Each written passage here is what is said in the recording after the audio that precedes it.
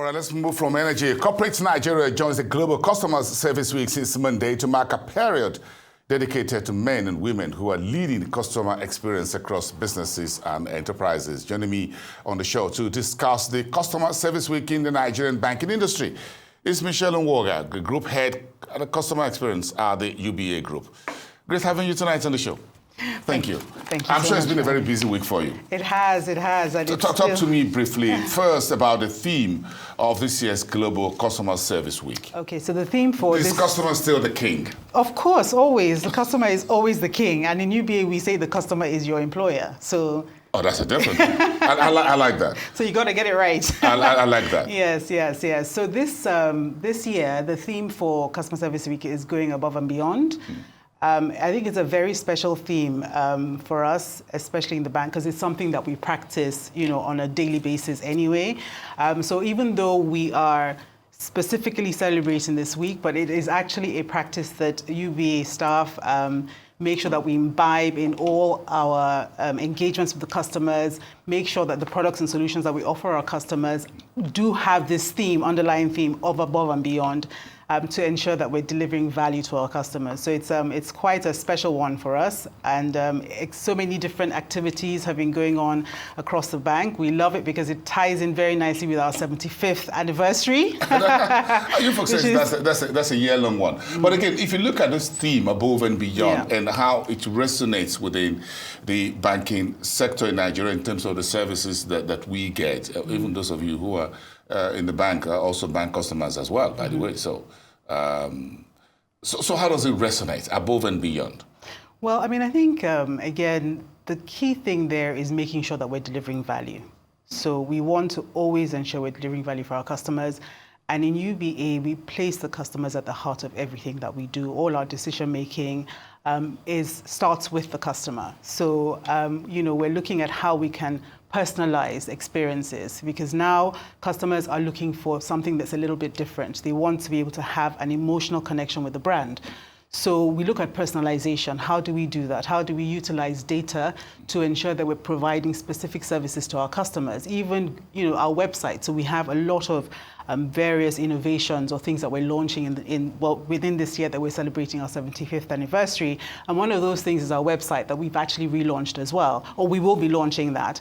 And it's looking at how our customers are interacting on that platform. What do they want to do? So we are starting our decision-making, anything around products that we're launching, solutions that we're deploying with what the customer needs, right? So in the branches now, just again, connecting it back to the theme, we are, celebrating customers, especially on their birthday. So all customers that are celebrating their birthday this week, a few of them are going to be getting surprise birthday cakes from us.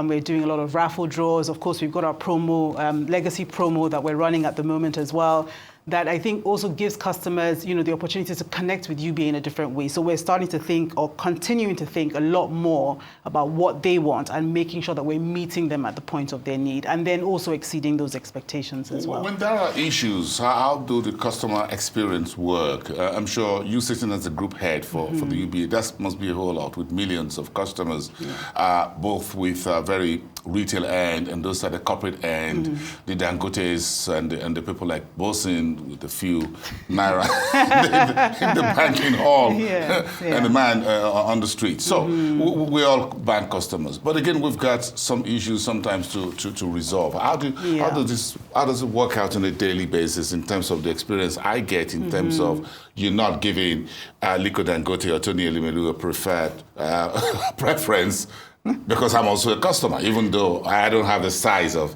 the balance that he has. Okay, so there are various different ways you could look at that, right? I think, as I said, we are working with data, first of all, to make sure we're offering you what you want, right? But when you do have issues, I think within service, there will occasionally be issues. And for us in UBA, it's about how we respond to those issues and how we recover the service, right? So we're listening all the time, so we send out a lot of surveys to our customers to get feedback about, how they're experiencing our services. We also have real-time surveys. So things around account opening, when our customers open an account, they get a trigger survey to rate that experience. You know, for our POS merchants, we have surveys running there. So we have real-time feedback. So, I mean, sometimes at midnight, I'm going through my phone and I see, oh, POS detractor. So it's a customer who's rated us and may not be so happy, but it's really great because we can be responsive. Exactly yeah, we can be responsive. The Customer Service Week is focused on those of you that handles customers. Correct. But it could really be a tough job, isn't it? It is. Because in the midnight you check your phone to be sure that that's just a bad habit. Boston's ATM has got a problem. Yeah. And you've got to attend to it before their break. Correct. And I mean, I think, you know, with things around service, you have to be passionate. So it's not for the faint-hearted. You have to, you know, have that passion to deliver exceptional service. And that's the reason why sometimes you would do that. I mean, what we do in UBA as well is make sure that a lot of things are automated. So that I'm going through my phone doesn't mean that somebody else hasn't seen that survey, you know what I mean? And the feedback. So I'm just a lot more responsive in that way. But we automated our processes to make sure that issues are identified quickly. We've got real-time channel monitoring solutions in the bank as well. So we can proactively identify when customers are having issues, you know, so that's the objective for us. We don't want our customers to complain. We want to notice the issues before they have those, they feel, you know, the discomfort with the service, and then we can respond, you know, proactively. What do you think it is? Speaking to UBA Group at 75, talk to me a little bit about the improvements over the years, because being a 75-year-old, the situation is becoming like a grandfather in the manner of speaking. So say, oh, is it still up to date? Doesn't know what is it a Gen Z or Gen X, whatever? But it's not that the Gen X, are you a combination of both? Or what in terms of moving forward? How do you take customers' experience to the next level from where you're coming from the legacy to a new frontiers, a future forward global banking that UBA is?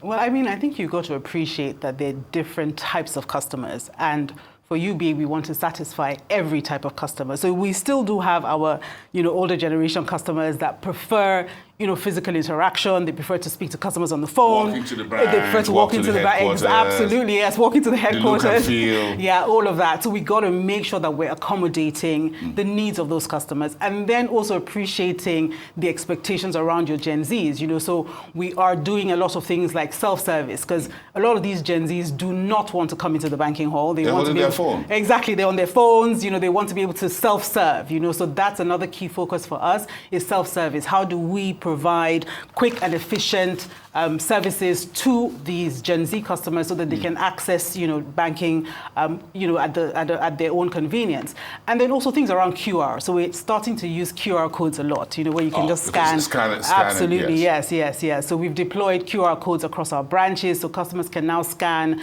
and dispute transactions. You know, also scan and give us feedback, scan and access our self-service platform. So we're really trying to balance the need between our, you know, more mature customers and then the Gen Z customers as well. And of course, a lot of like things like our online, our account opening is now also online. So those customers that prefer to use it, and of course Leo prefer to use their phones, can transact easily. We've got Leo. Leo is, anytime I talk about Leo, I speak very proudly about it because I think it's one of our best. He? Yes, or she? It's a he.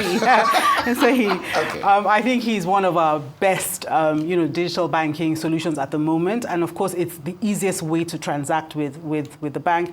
And we're looking at how we can enhance that and make Leo, of course, a lot more modern as well. But yeah, so we balance the two. Okay. Okay. 75 years, I guess the 1-year anniversary is still on.